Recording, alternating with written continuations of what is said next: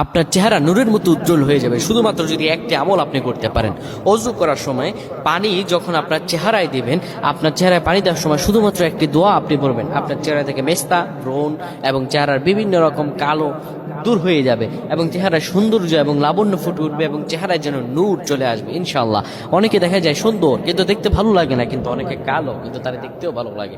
এটি হচ্ছে আল্লাহ তাআলার পক্ষ থেকে একটি রহম। চেহারা সৌন্দর্য বৃদ্ধি পাওয়া আল্লাহ তাআলা দোয়া কবুল করার মাধ্যম, চেহারা সৌন্দর্য বৃদ্ধি পাওয়া গুনাহ মাফ হয়েছে এটার মাধ্যম। প্রিয় ভাইরা আমার, এটা অত্যন্ত গুরুত্বপূর্ণ আমল, সকলেই করবেন।